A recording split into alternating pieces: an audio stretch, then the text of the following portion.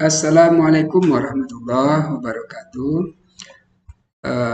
Kawan-kawan semuanya, Bapak Ibu yang kami hormati. Perkenalkan saya Anhar Munandar. Saya akan membuat sebuah video yang mana video ini adalah sebagai tugas ujian akhir semester saya sendiri pada mata kuliah statistik program studi Magister Pendidikan Dasar. Kebetulan kami di kelas A, angkatan 6 tahun 2025, Universitas Askia.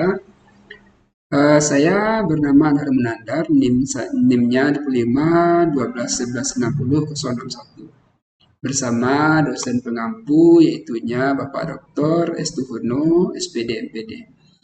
Nah, baiklah teman-teman, pada video ini saya akan melakukan 4 uji, yaitu pertama uji normalitas, yang kedua uji homogenitas, yang ketiga uji T atau t-test, keempat yaitu uji ANOVA one way.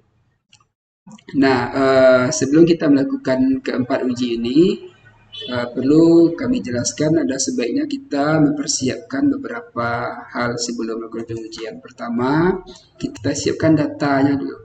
Jadi sebelum kita lakukan pengujian, kita siapkan datanya, data mungkin ujian sumatif, hasil ujian sumatif, atau yang lainnya. Yang kedua, kita siapkan aplikasi ujinya, yaitu kami menggunakan aplikasi SPSS.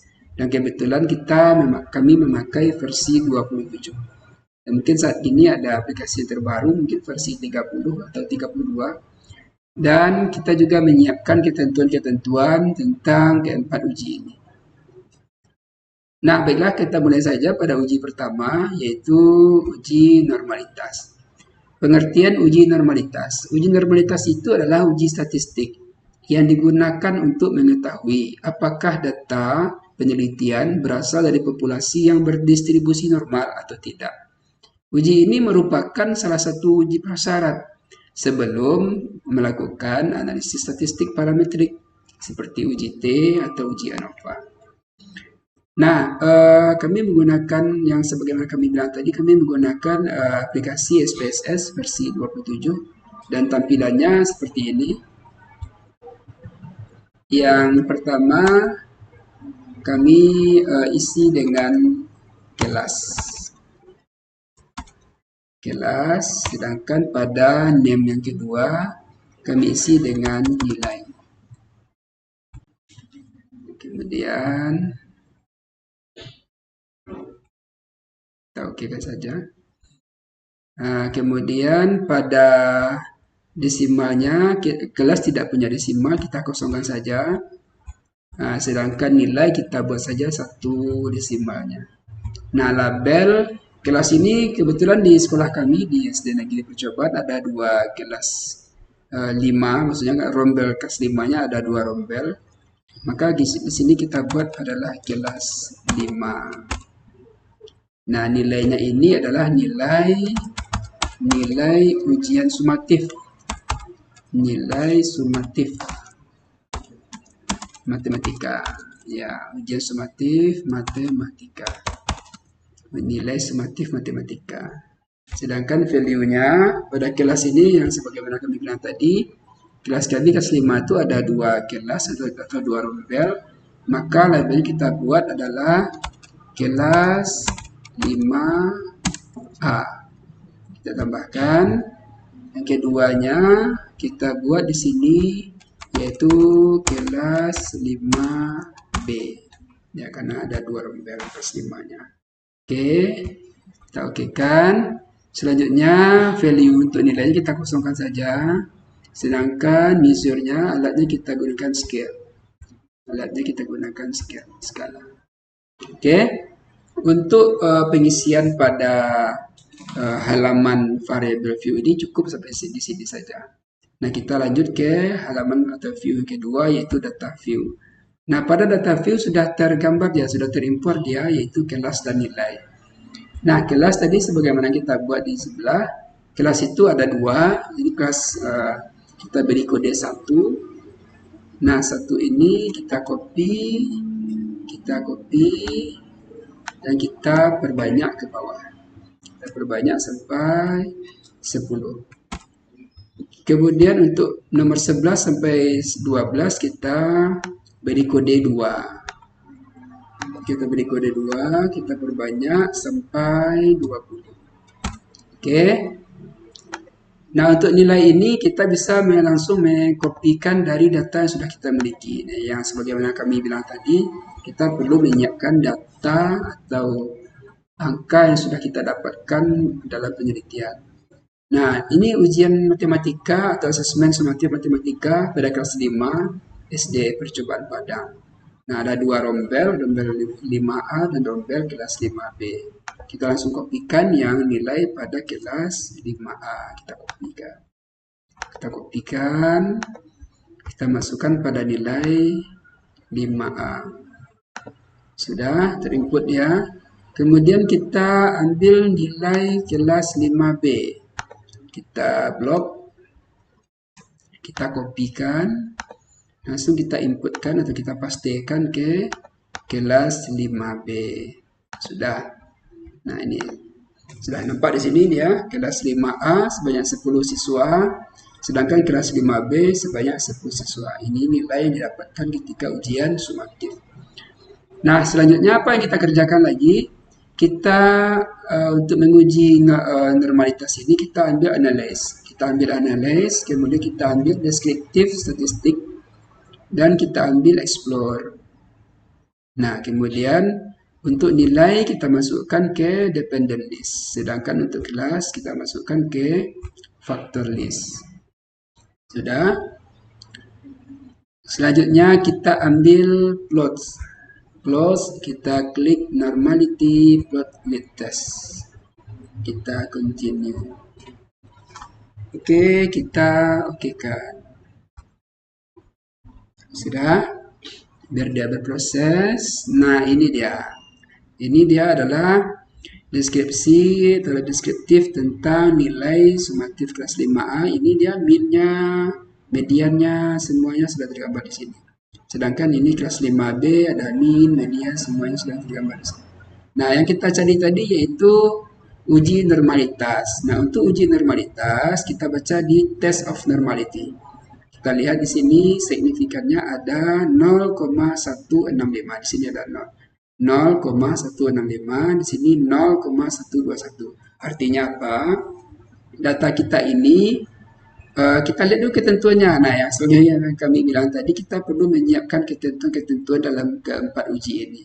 Nah, pada uji normalitas, nah ada ketentuannya. Pertama, jika datanya di bawah 50 responden, maka kita menggunakan teori Sapir-Whorf. Nah, jika responden kita di atas 50, sama atau di atas 50, maka kita menggunakan Kolmogorov-Smirnov. Nah, untuk data kita cuma 20 atau 10 per kelas, kita menggunakan Sapir-Whorf. Nah, jika hasil penelitiannya atau hasil ujinya kita dapatkan jumlah signifikannya di bawah atau di atas 0,05, ini besar ya, telah besar dari 0,05, maka H0-nya diterima dan data berdistribusi normal. Sedangkan jika signifikannya kecil dan sama dari 0,05, maka H0-nya ditolak, nah maka data tidak berdistribusi dengan normal. Nah, kita cek lagi hasil penelitian kita atau hasil uji kita. Nah, yang kita pakai Sapir-Whorf karena data kita di bawah 50. Maka signifikan untuk Sapir-Whorf adalah 0,165. Maka data ini berdistribusi normal. Selesai untuk satu uji, yaitu uji normalitas. Untuk uji kedua, kita lanjutkan yaitu uji homogenitas. Nah, sebelum kita lakukan pengujian dengan aplikasi SPSS, kita perlu dulu membaca dan mempelajari apa saja ketentuan tentang uji homogenitas. Uji homogenitas adalah uji statistik yang digunakan untuk mengetahui apakah varian data dari dua atau lebih kelompok adalah sama atau berbeda ya. Jadi maksudnya data ini sama atau berbeda, homogen kah atau heterogen. Nah, uji ini merupakan salah satu uji prasyarat sebelum melakukan analisis statistik parametrik. Nah, sama kayak yang tadi, uji normalitas merupakan juga salah satu uji prasyarat sebelum melakukan analisis statistik. Nah, jadi sebelum kita melakukan uji T dan uji ANOVA, kita perlu melakukan uji homogenitas dan uji normalitas. Nah, langsung saja kita buka aplikasinya. Ini SPSS kita. Nah, ini datanya masih kita pakai data yang tadi. Jadi datanya masih bisa kita pakai data yang normalitas. Langsung saja kita ambil klik analyze, kemudian kita ambil compare mean, kemudian kita ambil one way ANOVA. Kemudian kita masukkan ini sebenarnya di sini tadi. Ya, ini sebenarnya di sini. Nilai kita masukkan ke dependent list, sedangkan kelas kita masukkan ke faktor. Sudah. Nah, kemudian kita klik lagi option, kita klik di sini homogeneity. Kita cek confidence intervalnya sudah 0,95, sudah oke. Kita continue. Nah, di sini ada estimate effect size for operators-nya. Kita klik di sini. Ya, kita klik dan kemudian kita oke-kan. Oke, ini hasilnya. Nah, dapat kita lihat pada hasil tes homogenitas ini bahwa base on mean-nya ada 0,381. Nah, ini artinya tunggu dulu, kita lihat dulu apa artinya ini. Kita lihat dulu pada pengertian atau ketentuan uji homogenitas. Jika signifikannya besar dari 0,05, jadi jika datanya HO atau H0 diterima, maka disebut variannya homogen. Nah, sedangkan jika signifikannya kecil atau sama dengan dari 0,05, maka HO-nya ditolak atau H0-nya ditolak, maka datanya tidak homogen, ada heterogen. Oke, kita cek ya, apakah besar dari 0,05 atau kecil dari 0,05. Kita cek. Nah, di sini hasilnya adalah data kita base of mean-nya 0,381. Jadi besar dari 0,05. Berarti datanya sudah homogen ya, sudah besar dari 0,05, berarti datanya adalah homogen. Oke, kita lanjutkan lagi. Pada uji ketiga kita akan menguji yang disebut dengan uji T. Untuk uji T kita perlu lihat lagi apa saja ketentuan-ketentuan yang ada pada uji T. Uji T ini atau disebut juga dengan t-test. T-test ini ada dua kelompok besar. Pertama yaitu t-test yang satu sampel.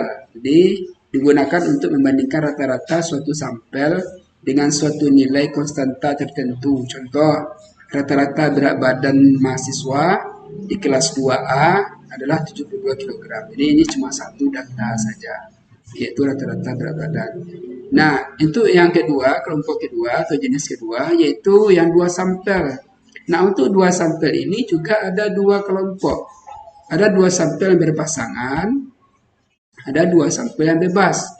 Nah, untuk dua sampel berpasangan disebut juga dengan dependent atau paired sample test. Nah, ini artinya adalah kita membandingkan rata-rata dari dua grup yang saling berpasangan, yaitu sampel dengan subjek yang sama, namun terdapat dua perlakuan atau kejadian berbeda. Contoh, rata-rata berat badan mahasiswa kelas 2A sebelum adanya pandemi COVID-19 dan sesudah adanya pandemi. Jadi subjeknya sama. Subjeknya yaitu mahasiswa kelas 2A. Tapi dia datanya ada dua kejadian, sebelum dan sesudah. Misalnya di kelas kita sebelum mengajarkan model ini untuk materi luas bangun datar misalnya. Sebelum kita menggunakan model yang ini yang terbaru misalnya, sebelumnya hasilnya seperti ini hasil siswa kita, hasil nilainya. Kemudian kita coba mengajar dengan model yang terbaru. Nah, bagaimana hasilnya? Berarti kita membandingkan dua hasil pada subjek yang sama. Nah, sedangkan yang kedua yaitu dua sampel bebas atau independent sample test. Artinya adalah membandingkan rata-rata dua grup yang tidak saling berpasangan, yaitu dua subjek yang berbeda. Contoh, rata-rata berat badan mahasiswa kelas 2A dengan rata-rata berat badan mahasiswa kelas 2B. Nah, itu berbeda itu. Nah, ini kita akan coba kedua-duanya. Kita akan coba melakukan t-test untuk sampel yang subjeknya sama tapi perlakuan berbeda, dan juga kita lakukan t-test untuk sampel yang subjeknya berbeda. Oke. Yang pertama kita melakukan pada independent sample test. Apa tadi independent apa tadi? Independent adalah yang bebas ya, yang bebas, subjeknya bebas. Nah, yang subjek bebas kita buka ke aplikasi SPSS. Nah, untuk data kita yang sudah ada ini, data sebelumnya ini yang homogenitas dan normalitas ini, kita bisa pakai data ini karena subjeknya bebas. Kita lakukan uji untuk t-test independent t-test. Ya, kita lakukan ini. Independent sample t-test. Kita lakukan, kita ambil analyze, kemudian kita ambil compare mean, kemudian kita ambil independent sample t-test. Independent sample t-test. Kemudian nilai kita masukkan ke test variable, kemudian kelas kita masukkan ke grouping variable. Kemudian kita ambil define groupnya, kita continue. Kemudian ini optionnya sudah 95, sudah oke. Kemudian ini langsung aja kita kita cek prosesnya. Nah, ini dia hasilnya. Sudah keluar hasil independent sample testnya. Nah, di sini kita lihat pada di bawah ini. Di mana di sini? Di mana kita lihat di sini 0,381. Jadi nilai sumatif matematika yaitu 0,381. Nah, ini 0,381 artinya adalah kita cek lagi ketentuannya. Nah, jika nilai signifikannya kecil dari 0,05, maka terdapat perbedaan yang signifikan antara hasil belajar kelas 5A dengan 5B. Nah, jika kecil ya. Sedangkan jika hasil signifikasinya besar dari 0,05, maka tidak terdapat perbedaan yang signifikan antara hasil belajar kelas 5A dan kelas 5B. Kita cek lagi bagaimana hasilnya. Kecilkah 0,05 atau besarkah dari 0,05? Oke, kita cek. Ternyata besar dari 0,05. Besar dari 0,05. Kalau besar berarti artinya apa tadi? Kalau besar berarti tidak terdapat perbedaan yang signifikan. Tidak terdapat perbedaan yang signifikan. Artinya kemampuan hasil belajar kelas 5A dan 5B tidak terdapat perbedaan yang signifikan. Berbeda tapi tidak terlalu signifikan. Oke, itu adalah hasil untuk independent sample test. Untuk uji selanjutnya kita adakan uji pada subjek yang sama tapi perlakuan yang berbeda. Artinya apa? Kita cari subjeknya sama, contoh kelas 5B, kelas kami sendiri kelas 5B. Nah, kita lakukan ujian atau pengujian sampel pada dua perlakuan. Contoh pada data berikut ini. Kami memiliki data ketika kami mengajarkan bahasa Indonesia. Kami pertama memakai model biasa, mengajar seperti model biasa saja. Maka kami dapatkan data seperti ini. Nah, kemudian nilainya tidak terlalu bagus. Nah, kami lakukan mengajar dengan model kedua. Kami lakukan mengajar pada model kedua, yaitu model PJPL. Dan inilah hasil. Kita lakukan uji sampel, maksudnya kita lakukan uji pada sampel yang berbeda. Subjeknya sama, tapi sampelnya berbeda. Oke. Kita ambil lagi aplikasi SPSS-nya. Ini SPSS-nya. Tapi kita nggak bisa pakai data ini lagi. Ya, otomatis ini kita ambil halaman yang baru, file, new, data, ya, file, new, data. Ya, kita ambil halaman baru, kita masukkan variabel baru. Yang pertama kita buat variabelnya yaitu sebelum. Jadi sebelum kita melakukan mengajar dengan model terbaru. Ini kita buat sesudah. Artinya sudah kita pakai model PJBL. Kemudian desimalnya kita buat saja satu aja. Ini juga satu aja, tidak apa-apa. Kemudian labelnya ini apa tadi?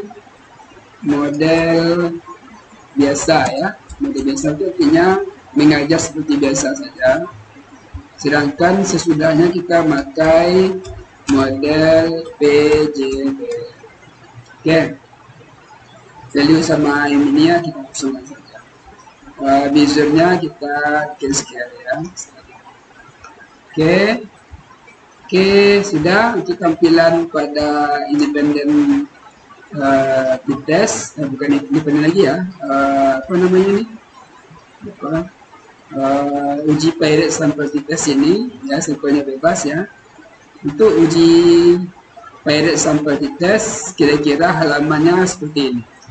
Ada sebelum dan ada sesudah. Karena memang kita melakukan uji pada sampelnya sebelum dan sesudah pada subjek yang sama. Oke, kita cek lagi data view-nya. Nah, sini sudah tampil sebelum dan sesudah. Kita tinggal kopikan data hasil ujian siswa kita sebelum kita menggunakan model PJBL dan sesudah ini. Sebelum ini kita kopikan, kita pastikan ke sebelum pastikan, sebelum pastikan. Oke. Nah, ini data sesudah kita melakukan model pembelajaran menggunakan PJBL. Jadi kita mulai berkreasi dalam mengajar, kita kopikan dan kita pastikan di sesudahnya. Nah, ini hasilnya. Ini data kita dapatkan pada subjek yang sama, tapi sampelnya berbeda karena kita menggunakan perlakuan yang berbeda pada subjek yang sama. Oke. Selanjutnya kita akan melakukan pengujian pirate sample test, ambil analyze, kemudian ambil confirming, ambil pirate sample test. Setelah itu yang biasa dulu ya, sebelum kita masukkan, kemudian baru kita masukkan yang sesudah. Oke. Kemudian sini ada optionnya kita sudah 90% PPD intervalnya. Kemudian sudah sepertinya ini nggak bisa, setelah ini nggak bisa, kita langsung OTK. Oke. Nah, inilah hasilnya pirate sample testnya. Jadi sudah ada hasilnya di pirate sample test yang nomor 2 di bawah ini. Hasil ketiga 1, 2, 3 ini pirate sample test. Nah, bagaimana ketentuan signifikan untuk ini? Kita cek lagi pada ketentuan pirate sample test. Jika signifikasinya kecil dari 0,05, maka terdapat perbedaan yang signifikan. Sedangkan jika signifikasinya besar dari 0,05, maka tidak terdapat perbedaan yang signifikan. Oke, kita cek ya. Kita cek hasilnya. Ternyata signifikannya adalah 0,06. Ya. ternyata deviasinya adalah 0,06, artinya besar dari 0,05. Apa tadi? Kalau besar apa tadi? Kalau besar, oh ya, besar tidak terdapat perbedaan yang signifikan. Artinya apa? Artinya kemampuan siswa sebelum kita mengajarkan pakai model PJBL dan sesudah kita melakukan PJBL ternyata tidak terlalu signifikan hasilnya. Karena anak ini sudah pintar juga mungkin ya, jadi sebelum kita lakukan model ini, kayak gini hasilnya. Kemudian kita lakukan model pembelajaran yang PJBL, ternyata hasilnya tidak terlalu signifikan. Terbukti dari hasil tesnya itu 0,06, besar dari 0,05. Oke, selesai ya untuk Pirate sampai test. Nah, terakhir kita lakukan uji ANOVA. Ini ada ketentuannya. Nah, ini ketentuan untuk uji ANOVA ini kita harus menggunakan tiga data, 3 kelompok yang tidak berpasangan.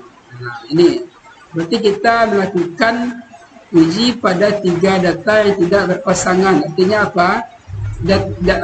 Subjeknya itu bebas, subjeknya bebas berarti 3 kelompok yang tidak berpasangan.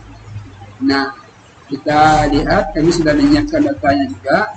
Kami sudah menyiapkan ujian matematika sumatif kelas 5, tapi kelasnya kami tambah satu lagi, kelas 5A, 5B, dan 5C. Kita lakukan uji untuk data ini. Ini nggak bisa kita pakai lagi ya. Ini nggak bisa kita pakai lagi. Kita pakai data yang lama. Ini data lama. Ini data yang lama. Nah, kelas 5A, 5B. Kita tambahkan di sini kelas yang ketiga. Oh, belum. Sebelum di sini kita perlu masuk ke variable view dulu. Kita tambahkan value-nya untuk kelas. Jadi value kelasnya kita tambahkan satu lagi. Kita bikin value ketiga, yaitu kelas 5C. Oke, kita add, kita masukkan. Udah oke, kita oke kan? Oke, sudah. Kita masuk deh ya. Sudah masuk ke value, ada 5A, 5B, dan 5C. Jangan sampai lupa ya. Jangan sampai lupa masukkan value-nya di kelas, value-nya tambah satu lagi. Jika sudah masuk value-nya, kelas 5C, kita langsung saja masuk ke data view. Nah, boleh kita tambahkan ketiga lagi di sini. Tambahkan angka 3. Nah, 3-nya nih. 3 aja dulu, saya 5C dulu. Ya, 3 aja dulu. Nah, 3 aja dulu ya, 3. Kemudian kita copy angka 3-nya. Copy, dan kita tambahkan sampai 30. Oke, kita pastikan sudah masuk. Kemudian kita kopikan hasil ujian matematika kelas 5C. Ada 10 siswa, kita copy, kita masukkan ke aplikasi SPSS kita. Nah, tampil dari sini, tampil. Oke, kita masukkan sini. Kita klik. Oke, inilah data dari kelas 5A, 5B, dan 5C. Nah, baiklah teman-teman, Bapak Ibu semuanya.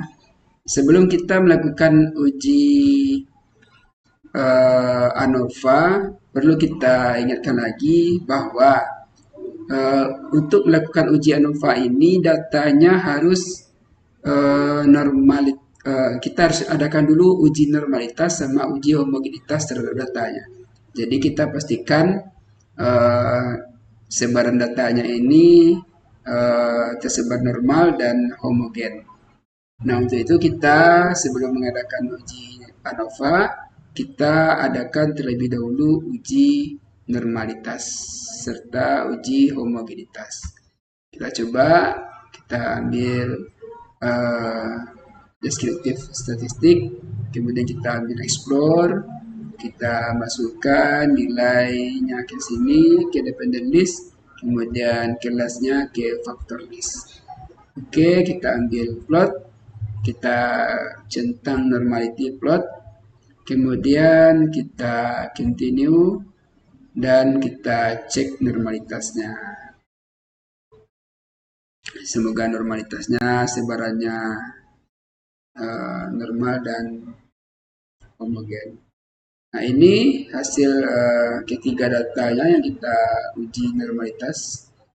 Nah, maka di bawahnya dapat kita hasilnya yaitu signifikasinya signifikannya untuk 5A 0,165, yang 5B 0,121 dan 5C 0,873. Nah, oke, ketiga datanya sudah menunjukkan besar dari 0,05 sesuai dengan ketentuan sesuai ketentuan uji normalitas yang sudah kita buka sebelumnya tadi, bahwa harus signifikannya harus di atas 0,05. Nah, ini data yang kita cek atau kita uji untuk sebelum kita melakukan uji ANOVA, signifikannya sudah di atas 0,05, yaitu 0,165, 0,121, dan 0,873. Nah, kemudian juga biasanya sini juga ada homogenitasnya juga terbaca sekaligus.